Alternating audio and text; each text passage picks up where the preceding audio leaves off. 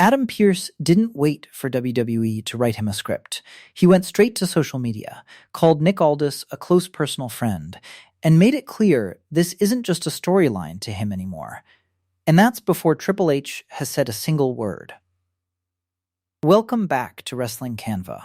Everybody wants to know what happens to Gunther after choking out a WWE general manager on live television. Let's break down exactly what's been said so far, what hasn't, and why that gap matters. This all traces back to Friday night in Oklahoma City. Gunther demanded Aldis fix his SummerSlam situation before the show ended. Aldis refused, handing him a tag match at Saturday night's main event instead of what he actually wanted. Gunther attacked him in the ring clothesline, then a sleeper hold, reapplied 4 times while officials couldn't pull him off until Cody Rhodes ran out and chased him away as the broadcast cut to black. That's not a storyline beatdown that ends when the cameras stop rolling. That's the kind of moment that forces actual authority figures to respond, on camera or off it. And Pearce did respond. Fast, he posted publicly, calling Aldis a longtime close personal friend, saying watching the attack genuinely got him choked up, and wishing him a full recovery. Small detail, but notice the wording: he didn't call him a colleague, he called him a friend. That matters, because Pearce doesn't have a history of staying quiet when people he cares about get hurt. This is a man who's suspended stars indefinitely before for exactly this kind of thing, attacking referees, attacking officials, crossing lines that go beyond normal in ring competition. Here's what makes Pearce's response even more loaded. Just days before this attack, Aldis had already shown up on Raw and gotten into it with Pearce directly, scolding him for letting Gunther get away with attacking Cody Rhodes earlier that week. That's the same night Aldis revealed CM Punk as Cody's replacement in the main event.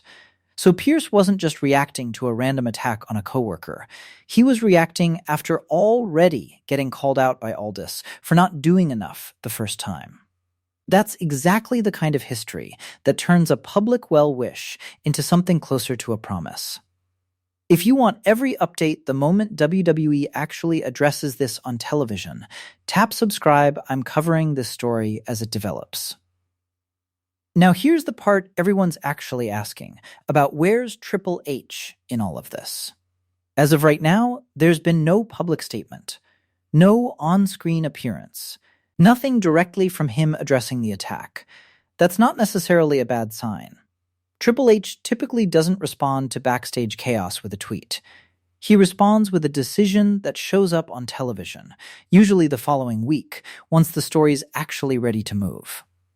Silence right now isn't him ignoring it. It's him letting the anger simmer before it turns into a real storyline consequence.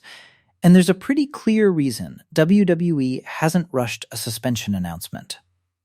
Gunther's already locked into that tag match at Saturday night's main event on July 18th, teaming with Sami Zayn against Punk and Rhodes. Multiple reports have also indicated WWE has held serious internal discussions about putting Nick Aldis back in the ring against Gunther at SummerSlam, something that would be his first match since signing with the company in 2023. If that's genuinely the plan, then rushing out a suspension now would only get in the way of the bigger payoff. Pearce's public reaction does the emotional heavy lifting. In the meantime, it keeps the story alive and personal, without WWE having to commit to a decision on screen just yet. So Gunther's not in trouble on paper yet.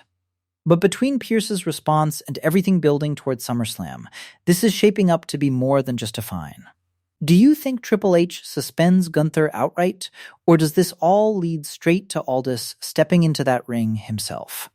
Tell me your prediction in the comments. Subscribe if you're new, and I'll see you in the next one.